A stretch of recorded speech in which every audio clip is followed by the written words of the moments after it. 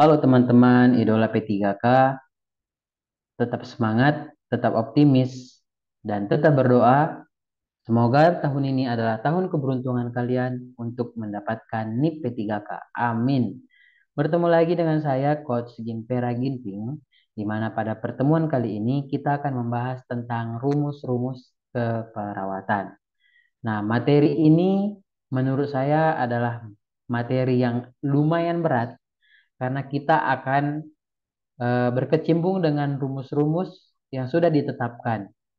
Sehingga harapan saya teman-teman semuanya mengikuti proses diskusi kita ini dengan baik agar ke depannya ketika teman-teman mendapatkan soal-soal perhitungan, teman-teman dapat menjawabnya dengan baik dan benar.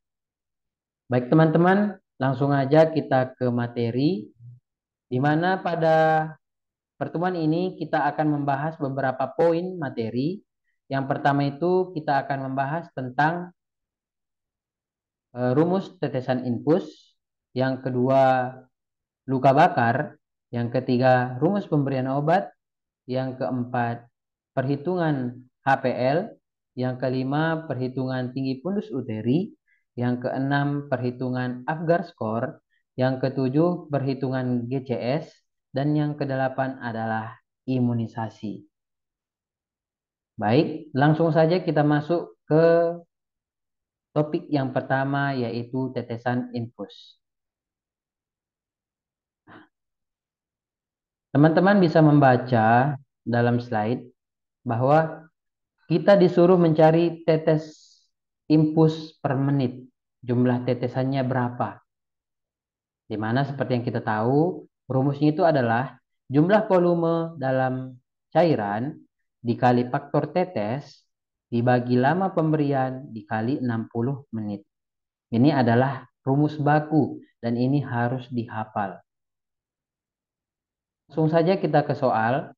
Seorang anak laki-laki usia 6 tahun diopname setelah menderita diare berat selama 2 hari. Dokter memberikan cairan ringer laktat 2 kolv dan dijadwalkan akan habis 10 jam dengan faktor tetes 20 kali per menit.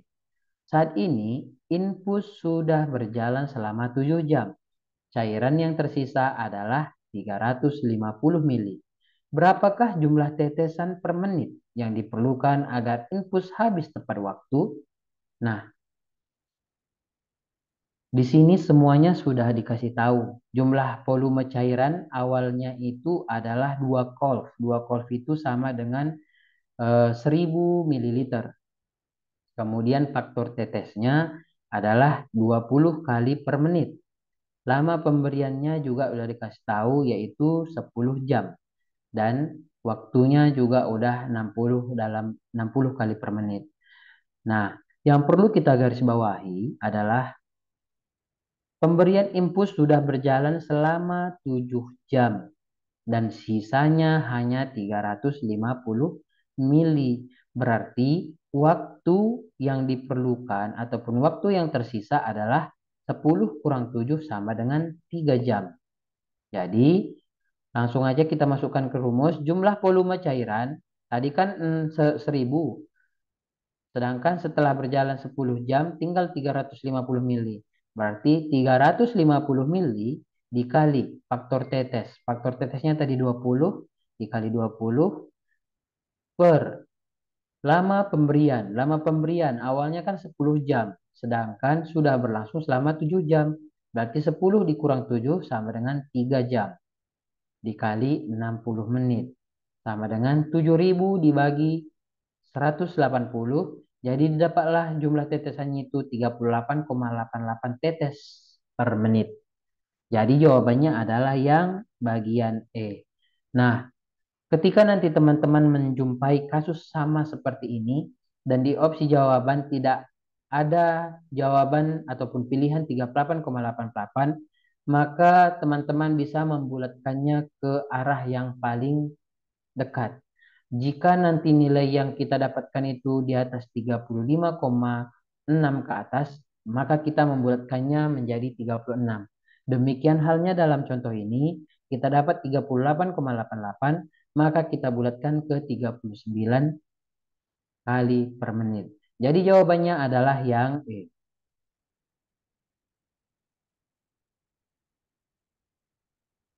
Kita masuk ke contoh yang kedua. Jika tadi di soal yang pertama yang ditanyakan adalah jumlah tetes per menit, ini yang ditanyakan adalah jumlah cairannya. Jumlah cairannya berapa gitu ya. Jadi rumusnya itu adalah jumlah order tetesan kali jam pemberian kali 60 dibagi faktor tetes. Ini adalah rumus baku ataupun ketentuan untuk mencari jumlah cairan. Langsung ke contoh soal. Seorang ibu berusia 30 tahun dirawat di ruangan dengan keluhan muntah-muntah dan diare sejak 3 hari yang lalu. Klien mendapat terapi NaCl 0,9%, tetesnya 30 kali per menit. Dengan input set 1 cc sama dengan 15 tetes. Ini adalah faktor tetesnya. Berapa volume cairan yang masuk ke dalam tubuh klien selama 3 jam? Nah, kita masukkan ke rumus. Order tetesan yaitu 30 kali ataupun 30 tetes per menit dikali jam pemberian yaitu selama 3 jam dikali 3 dikali 60 dibagi faktor tetes. Faktor tetesnya tadi adalah 15. Jadi 30 kali 3 kali 60 dibagi 15 sama dengan 5.400 per 15. Maka jawabannya adalah 360 cc. Jadi jumlah cairan yang diberikan kepada ibu tersebut adalah 360 cc. Begitu ya teman-teman. Sekarang kita masuk slide berikutnya.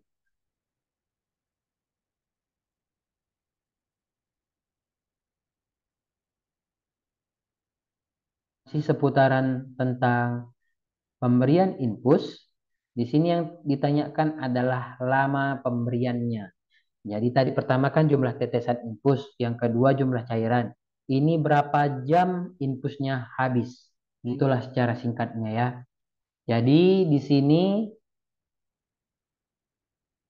seperti kita lihat rumus lama pemberian itu adalah volume cairan dikali faktor tetes dibagi orderan tetesan dikali 60. Ini adalah rumusnya, wajib dihafal. Kita masuk ke contoh soal. Seorang anak perempuan usia 1 tahun dirawat di bangsal dengan keluhan demam dan diare sejak 3 hari yang lalu. Dia mengalami dehidrasi akibat mencret 6 kali dengan konsentrasi air lebih banyak daripada ampas. Berdasarkan instruksi dokter, maka dilakukan terapi cairan dengan dipasang infus makro, yaitu 50 tetes per menit dengan cairan 0,9% sebanyak 500 cc. Jika cairan infus tersebut diberikan mulai jam 8 pagi, jam berapakah cairan tersebut habis? Nah, ini lama pemberiannya yang ditanya. Jadi langsung aja kita masuk ke dalam rumus. Volume cairan infus yaitu 500 cc dikali faktor tetes. Faktor tetes yaitu 60 menit. Kemudian orderan tetesnya yaitu 50, orderannya 50 dikali waktu 60. Nah, kenapa tadi ini 60? Karena kalau misalnya faktor tetesnya orang dewasa itu biasanya 20 dan faktor tetes untuk anak-anak itu biasanya 60. Oke. Jadi 500 dikali 60 dibagi 50 kali 60 sama dengan 500 dibagi 50. Jadi lama pemberian infus akan habis adalah 10 jam. Jadi yang menjadi pertanyaan, pemasangan infus dimulai jam 8. Maka jam 8 sampai 10 jam ke depan didapatlah hasilnya 18. Jadi infus tersebut akan habis di pukul 18.00. Jadi jawabannya adalah yang bagian E. Oke teman-teman.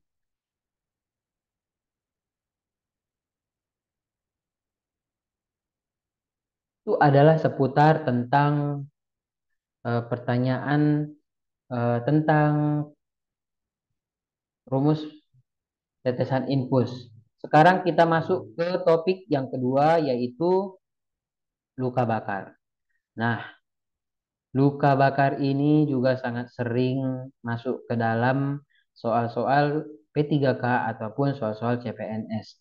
Yang paling sering ditanyakan itu luas luka bakar dan volume cairan berdasarkan rumus Baxter. Pertama kita masuk ke Baxter. Baxter ini adalah ketentuan. Jika dia pasiennya dewasa, maka 4 mili dikali berat badan dikali jumlah luas luka bakar per 24. Sedangkan anak-anak 2 mili dikali berat badan si anak dikali luas luka bakar per 24 jam. Nah, ini adalah rumus ketentuan Baxter. Namun, nanti teman-teman perhatikan soal yang ditanyakan. Apakah yang diminta setengah diberikan jam 8 pertama atau setengah diberikan 16 jam selanjutnya? Ini kadang-kadang dibuat sebagai perancu ataupun jebakan. Jadi ini nanti teman-teman wajib teliti apabila membaca soal yang seperti ini bentuknya. Kemudian derajat luka bakar. Ini adalah ketentuan rule of nine, di mana kepala dan leher itu adalah 9%, lengan masing-masing 9, lengan kanan dengan lengan kiri berarti jadinya 18%, badan depan 18%, badan belakang 18%, jadi jumlahnya 36, tungkai masing-masing 18, jadi kanan dan kiri itu mulai dari paha sampai ke ujung kaki itu 18 bagian kanan dan bagian kiri 18 jadi totalnya 36. Sedangkan bagian dari genitalia ataupun perineum bagian kemaluan itu 1%. Jadi totalnya adalah 100%. Ini adalah luas luka bakar. Sekarang kita langsung masuk ke contoh soal Baxter.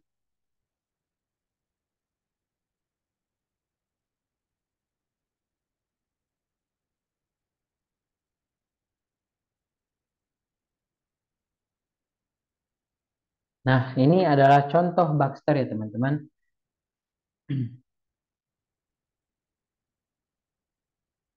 Orang penjual gas berusia 40 tahun masuk rumah sakit setelah mengalami luka bakar pada dada bagian depan, lengan, dan tangan akibat kebakaran yang terjadi pada kedainya. Diketahui berat badan penjual tersebut adalah 60 kilogram dengan estimasi luka bakar kurang lebih 30% luasnya. Berapa volume resusitasi cairan yang diberikan pada klien tersebut pada 8 jam pertama? Ini ketahui, udah dikasih tahu jam 8 pertama ya teman-teman, berdasarkan formula Baxter. Jadi langsung saja yang diketahui adalah berat badannya 60, luas luka bakarnya 30, maka langsung kita masukkan ke rumus yang tadi. Karena pasiennya dewasa, 4 mili dikali 60 kilogram berat badan dikali luas luka bakar 30% per 24 jam. Jadi diperoleh hasilnya 7.200 per 24 jam. Nah, yang ditanya pada 8 jam pertama. Tadi kalau 8 jam pertama setengah dari volume yang didapatkan, ya kan? Jadi setengah dari 7.200 sama dengan 3.600. Maka inilah yang diberikan 8 jam pertama, yaitu jawabannya bagian D. Gampang kan teman-teman? Oke, kita lanjut lagi.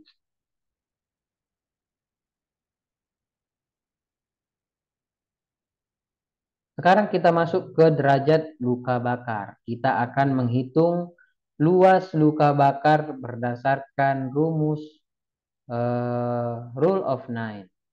Contohnya teman-teman. Contoh soalnya, seorang laki-laki berusia 43 tahun datang ke ruangan UGD. Ketika klien ingin memasang teralis plafon rumah, klien tersengat listrik. Terdapat luka bakar pada telapak tangan sampai ke siku. Ingat ya teman-teman, sebelah kiri dan kanan. Telapak tangan sampai ke siku sebelah kiri dan kanan. Kaki kanan sampai alat vital klien. Berdasarkan rumus Rule of Nine, berapakah persen luas luka bakar pada pasien tersebut? Nah, telapak tangan sampai siku masing-masing adalah 4,5 bagian kiri, 4,5 bagian kanan. Jadi totalnya itu adalah 9%.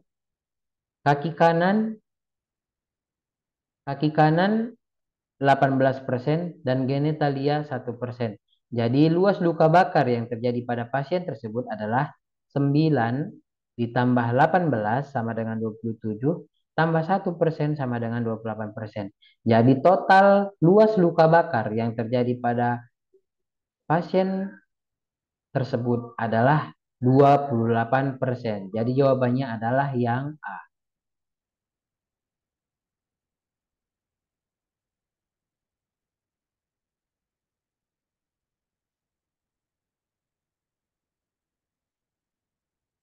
Sekarang kita masuk ke topik yang selanjutnya yaitu rumus pemberian obat. Nah, rumus pemberian obat ini adalah dosis yang diresepkan dibagi dosis yang tersedia dikali tablet ataupun pengencer. Kalau misalnya dia pengencer itu berarti obat vial ataupun obat yang dilarutkan. Sedangkan dosis yang diresepkan dibagi dosis yang tersedia kali tablet ini adalah obat-obat tablet. Tanpa berlama-lama kita langsung masuk ke contoh soal karena rumus perhitungan itu enaknya kita langsung masuk ke soal gitu. Karena kalau misalnya kita bahas teori atau rumus yang berbicara rumus-rumus terus menerus, takutnya nanti kita lupa ataupun jenuh. Jadi langsung aja masuk ke contoh soal. Soal, seorang perawat sedang menghitung orderan obat ranitidin untuk anak Y. Dokter memberikan order 25 mg. Sedangkan dalam obat ranitidin tertulis 50 mg. Neto 2 mili. Berapakah dosis yang benar dari orderan dokter dengan pemberian ranitidin 25 mg untuk anak Y? Jadi kita langsung masukkan ke rumusnya ya. Dosis yang diresepkan itu adalah 25 mg dibagi dosis yang tersedia yaitu 50 mg per 50 dikali jumlah yang tersedia ataupun eh, pelarutnya tadi ada jumlah yang tersedia dari obat itu adalah 2 mili. Isinya 2 mili. Jadi 25 kali 2 dibagi 50 sama dengan 1 mili. Maka perawat tersebut akan memberikan suntikan kepada pasien sebanyak 1 mili. Jadi jawabannya adalah yang bagian A. Itu adalah jumlah pemberian dosis obat. Sekarang kita masuk ke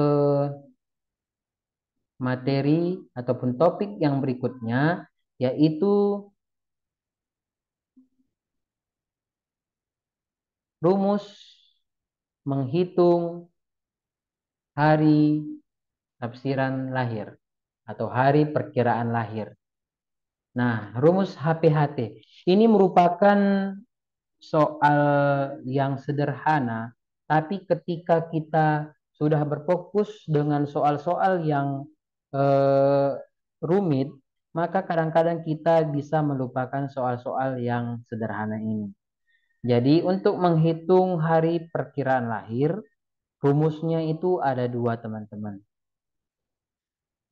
Yang pertama, yang perlu kita lihat di soal nanti, jika diketahui HPHT-nya mulai dari bulan Januari sampai Maret, maka rumus yang kita pakai adalah yang ini, yaitu hari tambah 7, bulan tambah 9, tahun tambah 0. Jika yang diketahui Januari sampai Maret dalam kasus. Dan rumus yang kedua, jika HPHT diketahui mulai dari bulan April sampai dengan Desember, maka rumus yang dibuat adalah hari tambah 7, bulan dikurang 3, tahun tambah 1. Ini tambah 1 ya teman-teman. Inilah rumusnya. Bisa dipahami ya? Jadi nanti tugas kita melihat HPHT-nya. Kalau Januari sampai Maret, maka kita menggunakan rumus yang ini. Kalau misalnya HPHT-nya April sampai Desember, kita menggunakan rumus yang bagian nomor 2 ini. Tanpa berlama-lama, langsung aja kita masuk ke dalam contoh soal.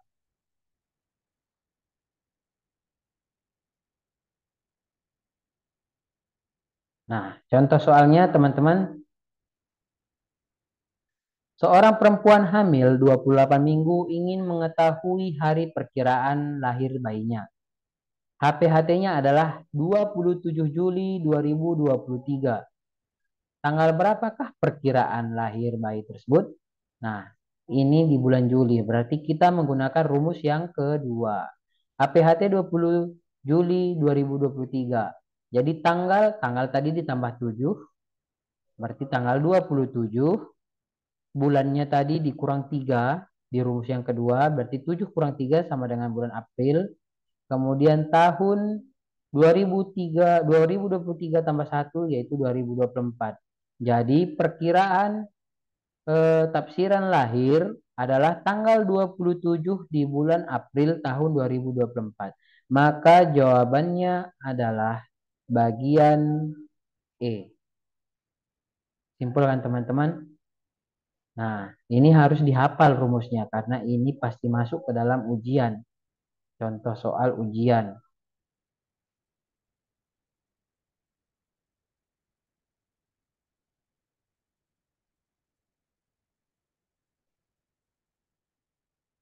Sekarang kita masuk ke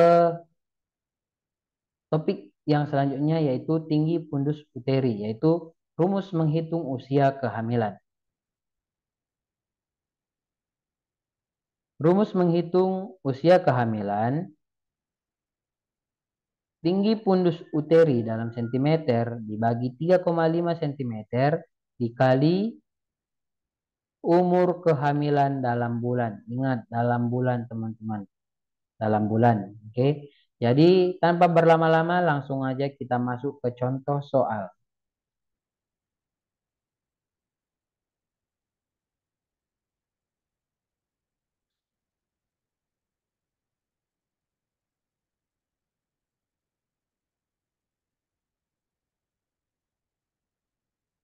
Oke. Seorang ibu hamil dengan G1P0A0 datang ke poli kandungan untuk antenatal care atau ANC. Saat pemeriksaan diperoleh hasil TVU adalah 28 cm. Berapa usia kehamilan atau kandungan ibu tersebut? Jadi langsung saja kita masuk ke dalam rumus tadi, yaitu TVU-nya 28 cm dibagi usia kandungannya. Jadi diperolehlah hasil 8 bulan. 28, 28 dibagi 3,5 sama dengan 8 bulan. Berarti usia kehamilan ibu tersebut adalah 8 bulan. Sekedar juga mengingatkan, ini juga teman-teman harus tahu. Nanti dalam soal dibuat kasus ibu hamil anak kedua. Anak pertama abortus dan eh, pada saat ini dia sedang mengandung anak yang kedua. Jadi penulisan grafida pada pasien tersebut seperti apa? Berarti grafida pertama dia abortus, yang kedua sedang mengandung berarti G2, partusnya belum ada, abortusnya sekali. G2 P0 A2 A1. Inilah dia perhitungan ataupun pembacaan grafida. Nanti banyak soal-soal yang seperti ini. Jadi teman-teman harus paham tentang penulisannya.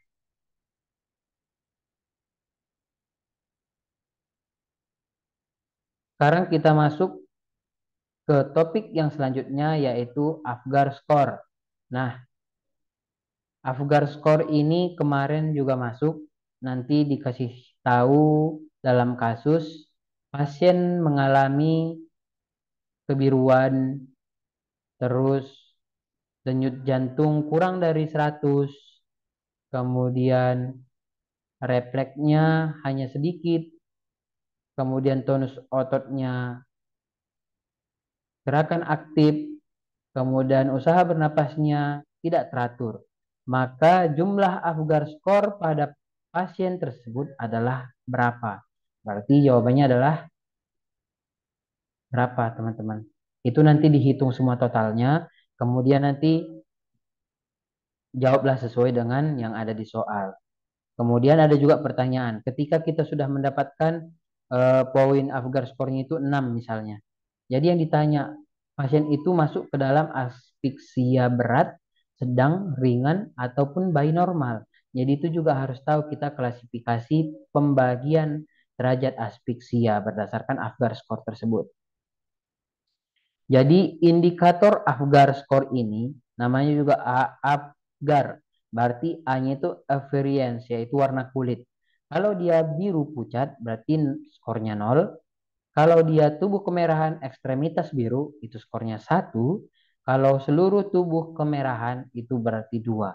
Berarti ini adalah yang paling bagus. Kemudian P, yaitu pulse, yaitu denyut jantung. Kalau dia tidak ada denyut jantung, berarti skornya 0. Kalau dia kurang dari 100 kali per menit, berarti skornya 1. Dan jika lebih dari 100 kali per menit, berarti skornya adalah 2. Kemudian G, grimace atau iritabilitas refleks. Ini terkait dengan refleksi bayi pada saat lahir. Kalau dia tidak ada aksi ataupun tidak bereaksi sama sekali, dia hanya diam, itu berarti skornya 0. Jika gerakannya sedikit dan hanya merintih, dia skornya 1. Dan jika reaksinya melawan ataupun menangis kuat, dia skornya 2. Kemudian yang A, activity, yaitu tonus otot. Jika tidak ada pergerakan sama sekali, nilainya 0. Jika ada ekstremitas sedikit fleksi, dia skornya 1. Jika ada gerakan aktif, itu skornya 2. Dan yang terakhir penilaiannya adalah R, respiration atau usaha bernapas. Ini skornya kalau tidak ada usaha bernapas berarti skornya 0. Jika ada usaha napas tapi tidak teratur, skornya 1. Dan jika usaha napasnya baik dan menangis dengan kuat, itu skornya 2. Jadi total tertinggi Apgar skor adalah 10 dan yang paling rendah adalah 0. Dan untuk pembagian berdasarkan aspeksia, aspeksia berat dikatakan jika jumlah Apgar skornya 0 sampai 3. Dikatakan aspeksia sedang jika jumlah Apgar skornya 4 sampai 6 dan dikatakan normal ataupun tidak ada aspeksia itu skornya 7 sampai 10. Oke, teman-teman, ini hanya kita mengulang dan mengingatkan. Jadi ini bukan materi yang susah menurut saya untuk dihafal. Jadi perbanyak hafalan, perbanyak belajar. Sekarang kita masuk langsung ke contoh soalnya ya teman-teman.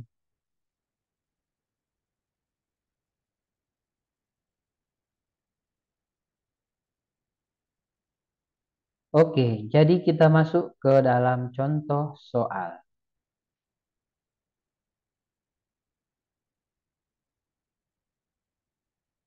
Seorang perempuan 24 tahun datang ke poli kandungan, kehamilan 36 minggu, dengan keluhan mulus-mulus sudah 5 jam yang lalu.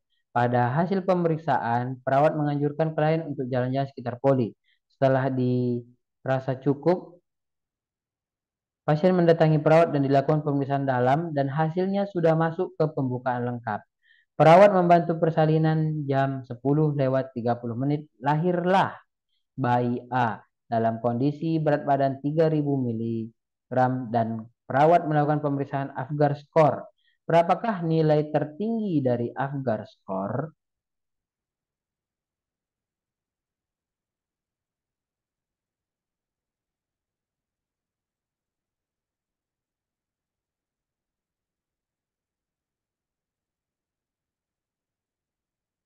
Nah, di sini tidak dikasih tahu tentang kondisi si bayinya bagaimana, tidak dikasih tahu bagaimana respon tonus otot, tentang bagaimana usaha bernapas, bagaimana refleksnya. Jadi, yang perlu kalian ingat adalah jika bayi baru lahir dilakukan pemeriksaan Apgar Score, maka nilai tertinggi Apgar Score-nya adalah 8. Tetapi kalau misalnya sudah beberapa kali, sudah lahir sekarang, dan kemudian 5 menit kemudian dilakukan pemeriksaan kembali, maka jumlah Apgar skor tertingginya itu adalah 10. Jadi teman-teman, untuk kasus yang ini jawabannya adalah yang A, yaitu 8. Baik teman-teman, sekarang kita masuk ke topik yang berikutnya, yaitu tentang GCS. GCS atau Glasgow Coma Scale, yaitu untuk menghitung tingkat kesadaran si pasien. Nah, ada 3 eh, alat ukur yang dinilai pada GCS ini, yaitu pertama respon mata, yang kedua respon verbal, dan yang ketiga adalah respon motorik. Pertama, respon mata. Jika membuka mata dengan spontan, maka nilainya 4. Membuka mata terhadap rangsangan suara, jumlahnya 3.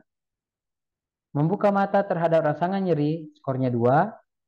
Dan tidak ada respon sama sekali, skornya 1. Yang kedua, respon verbal. Jika dapat berbicara ataupun orientasinya baik, jumlahnya adalah 5. Jika orientasinya terganggu, tapi dia bisa berbicara tetapi tidak fokus, skornya 4.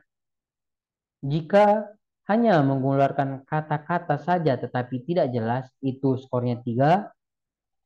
Jika dia hanya mengeluarkan suara yang tidak jelas ataupun hanya mengerang, itu skornya 2. Dan jika tidak ada respon, skornya 1.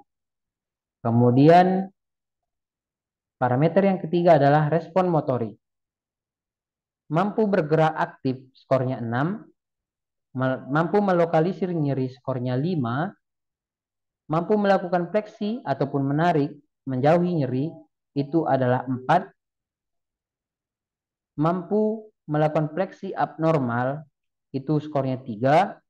Mampu melakukan ekstensi, itu skornya 2. Dan tidak ada respon, skornya 1. Jadi untuk indikator membuka mata ataupun respon mata, skornya tertinggi adalah 4 dan yang terendah adalah 1. Untuk respon verbal, skor tertinggi adalah 5 dan yang terendah adalah 1. Respon motorik, skor tertinggi adalah 6 dan skor terendah adalah 1. Jadi teman-teman, pada GCS ini skor tertingginya adalah 15 dan skor terendahnya adalah 3. Dan untuk pembagian tingkat kesadaran, juga nanti teman-teman bakal dapat ada pembagian tingkat kesadaran berdasarkan jumlah GCS yang didapat. Dia kalau kompos mentis 14 sampai 15. Kalau dia dikatakan apatis, dia 12 sampai 13. Jika dia somnolen, dia berarti 10 sampai 11. Jika dia sopor, itu dia skornya 6 sampai 9. Jika dia koma, skornya 3 sampai 5. Gitu ya teman-teman. Itu nanti pembagian berdasarkan tingkat kesadaran. Sekarang langsung saja kita masuk ke dalam contoh soal biar lebih paham.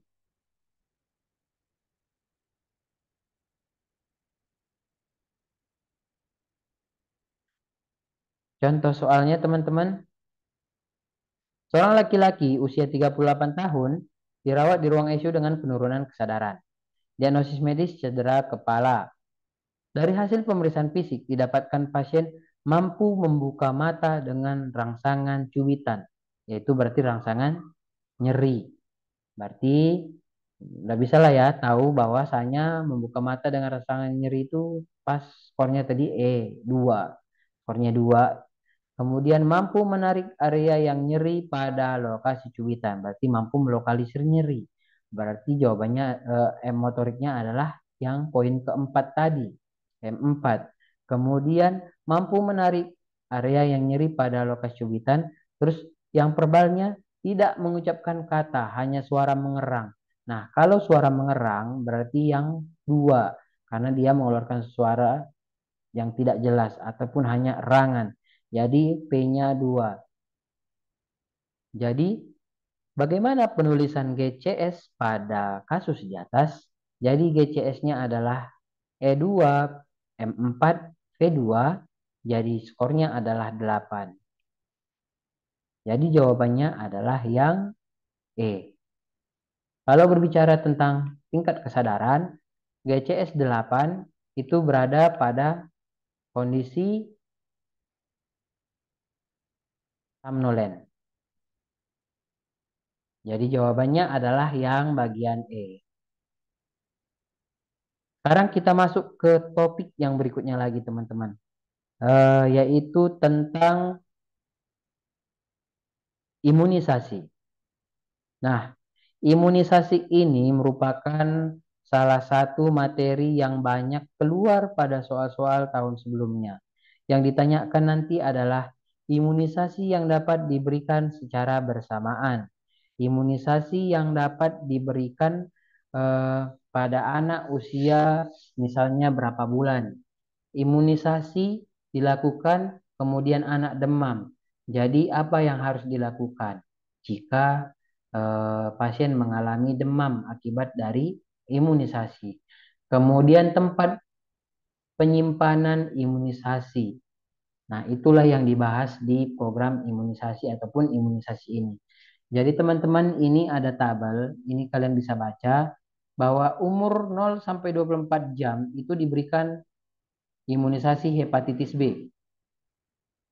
Umur 1 bulan diberikan imunisasi BCG dan polio 1. Umur 2 bulan diberikan DPT, HB, HIV 1, dan polio 2. Inilah yang diberikan secara bersamaan yang dimaksud ya teman-teman. Kemudian usia 3 bulan diberikan imunisasi DPT, HB, HIV 2, polio 3. Kemudian usia 4 bulan diberikan DPT, HB, HIV 3, dan polio 4 serta IPV. Kemudian usia 9 bulan diberikan imunisasi campak. Nah, sedangkan pemberian imunisasi anak usia sekolah dasar ini pernah masuk kelas 1 SD, imunisasi campak itu diberikan pada bulan Agustus. Pada kelas 2 SD diberikan imunisasi TD, tetanus, itu diberikan pada bulan November. Dan kelas 5 SD diberikan suntik tetanus juga di bulan yang November. Nah, itu adalah seputar tentang pemberian imunisasi. Ini wajib kalian hafal, ini juga wajib kalian hafal. Karena ini sering masuk ke dalam contoh soal. Kemudian,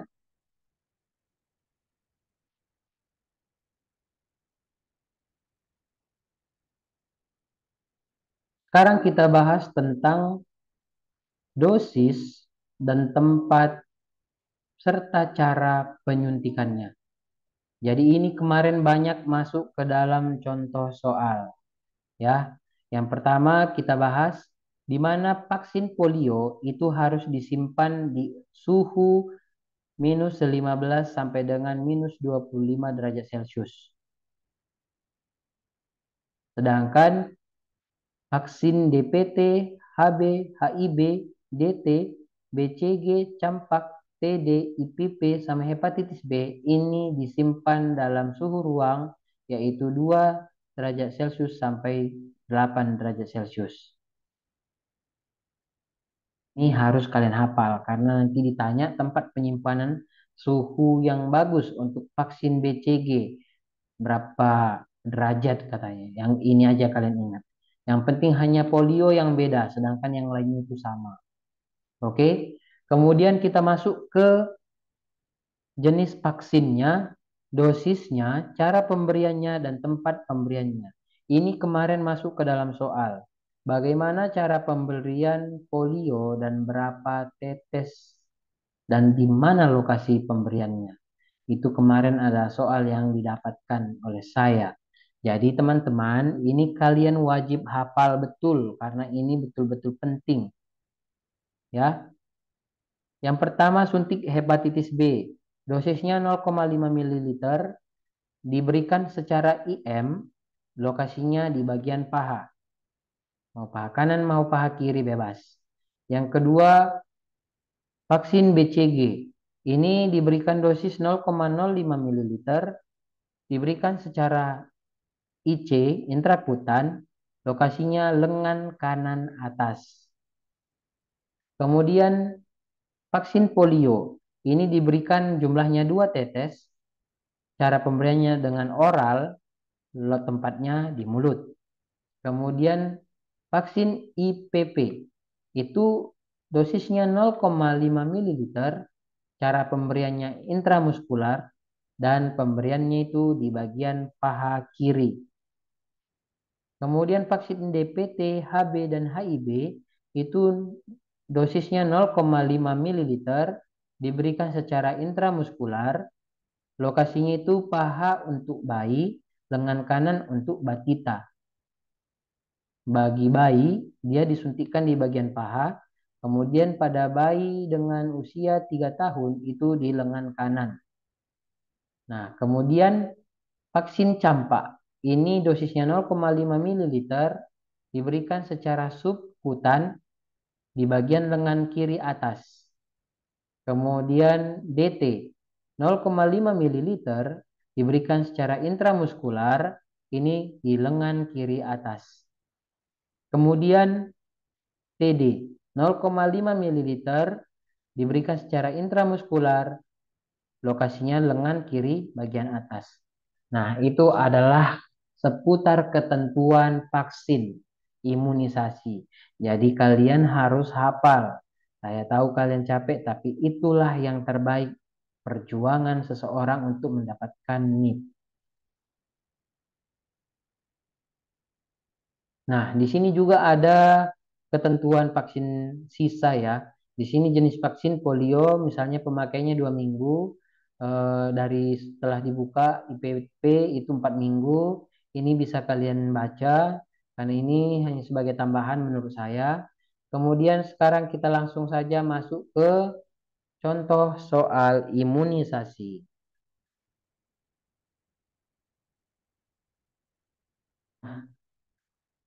Ini adalah contoh soal yang saya dapat tahun kemarin, sehingga saya memaparkannya menjadi soal contoh. Bagaimana cara pemberian vaksin polio? Pemberiannya adalah oral, diberikan sebanyak 2 tetes. Nah, jadi teman-teman nanti mungkin soalnya tidak sesimpel ini. Nanti dibuat kasus, seorang anak dengan usia sekian akan direncanakan pemberian vaksin polio. Nah, bagaimanakah cara pemberian vaksin polio pada anak tersebut? Nah, seperti itu mungkin. Hanya dibuat bervariasi, tetapi inti pertanyaan itu tetap sama gitu. Kemudian soal yang kedua, seorang ibu membawa bayinya ke posyandu untuk menerima imunisasi. Saat dilakukan anamnesis, ibu mengatakan bahwa bayinya pernah mengalami kejang demam hingga 2 kali. Apakah jenis imunisasi yang dapat Anda berikan kepada klien? Nah, ingat aja, bayinya sudah pernah mendapat imunisasi sebelumnya dan pasien sempat kejang 2 kali. Jadi imunisasi yang dapat diberikan adalah DPT, HB, dan HIV. Pembahasannya, DPT, HB, HIV memiliki kontraindikasi ataupun pertusis cerebral dan neurological abnormality. Jangan diberikan dalam bentuk kombinasi tapi secara terpisah yaitu DT tanpa pertusis dan HBP. Waspada bayi dengan riwayat kejang. Jadi di sini teman-teman, imunisasi yang tidak dapat diberikan adalah imunisasi DPT, HB, dan HIV. Alasannya apa? Karena ini adalah kontraindikasi pertusis. yaitu cerebral dan neurological abnormality dapat diberikan, tapi harus terpisah, tidak boleh berbarengan seperti ini. Karena dicurigai kejang tersebut berasal dari cerebral dan neurological yang abnormal. Jadi pemberian ketiga vaksin ini harus dipisahkan. Jadi yang tidak boleh diberikan pada kasus seperti ini adalah bagian D, yaitu vaksin DPT, HB, dan HIV.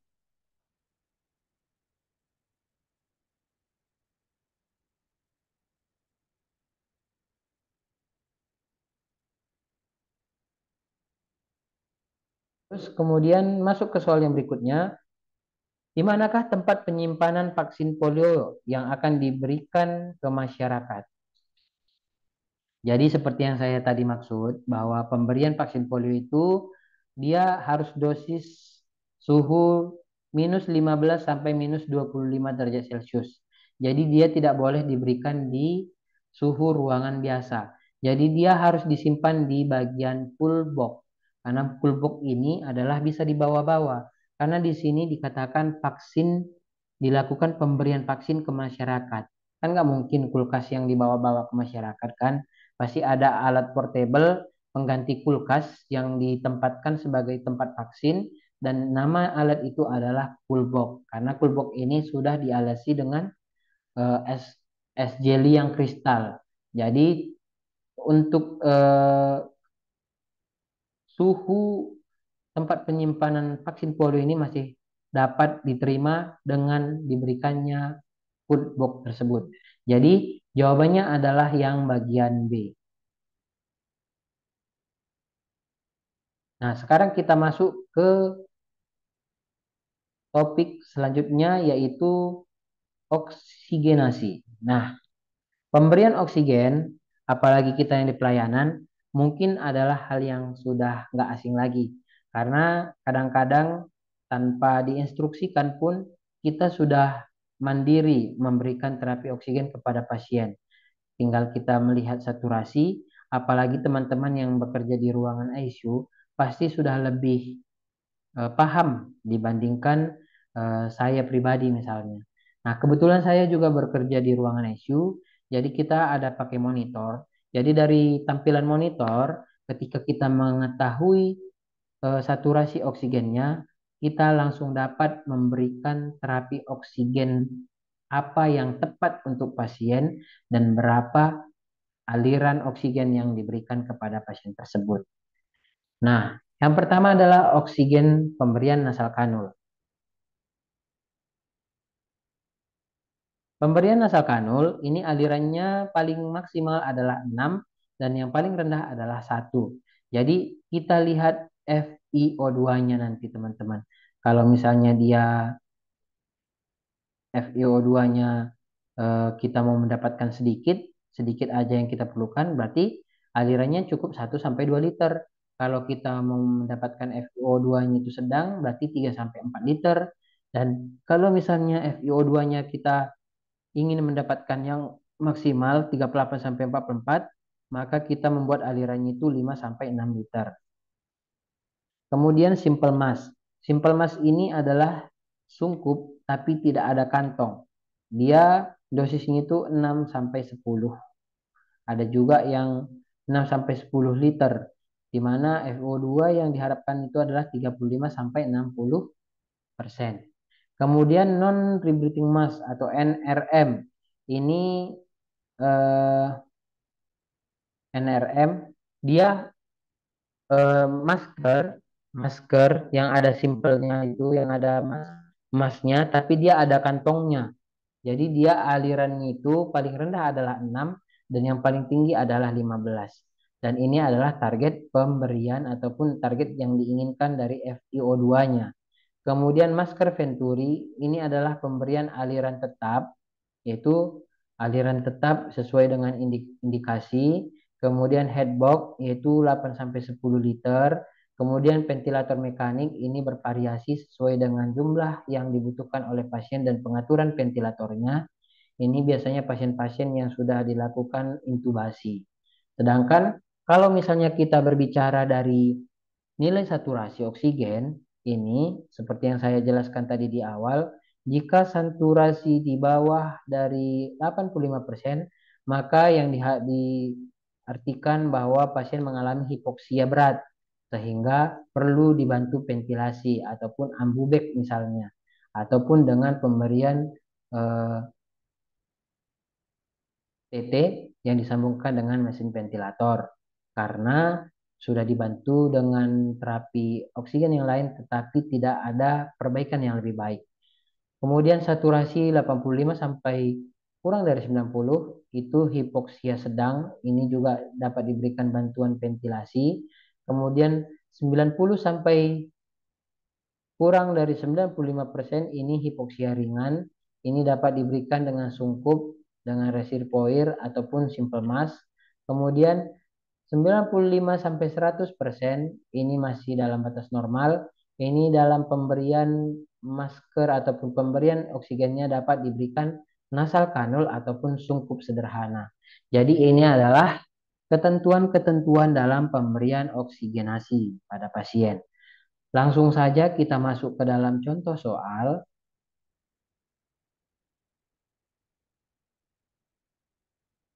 Ini kita hapus dulu yang ini ya. Masuk kita ke dalam contoh soal. Nah, ini adalah contoh soalnya teman-teman. Seorang laki-laki 35 tahun dirawat di ruang asma. Hasil pengkajian pasien mengeluh sesak napas, pusing, dan lemas. Pasien mendapatkan terapi oksigen nasal kanul. Berapakah aliran liter oksigen maksimal yang diberikan? Jadi yang di sini ditanyakan adalah oksigen maksimal dengan pemberian nasal kanul. Jadi jawabannya adalah pemberian nasal kanul dapat diberikan paling maksimal adalah 6 liter per menit. Jadi jawabannya adalah yang bagian A. Ini adalah salah satu contoh. Namun nanti ada lagi beberapa contoh yang akan kita bahas dalam forum diskusi. Eh, dan harapan saya semoga materi perhitungan ini dapat teman-teman ulang-ulang terus. Karena yang namanya hitung-hitungan, apalagi sudah ada ketetapan penggunaan rumus, maka teman-teman wajib hafal terlebih dahulu. Karena semakin sering diulang-ulang, maka akan semakin cepat untuk diterima. Dan ketika nanti kalian dipertemukan dengan soal yang seperti ini bentuknya, ataupun menyerupai dengan soal ini, teman-teman tidak bingung lagi dalam menjawab soal. Jadi, inilah sekian yang dapat saya paparkan tentang rumus perhitungan keperawatan. Semoga materi ini dapat membantu teman-teman ketika mendapatkan soal yang sedemikian rupa. Harapan saya kalian tetap semangat, tetap optimis bahwa kalian akan menjadi pemenang dan mendapatkan NIP di tahun ini. Amin.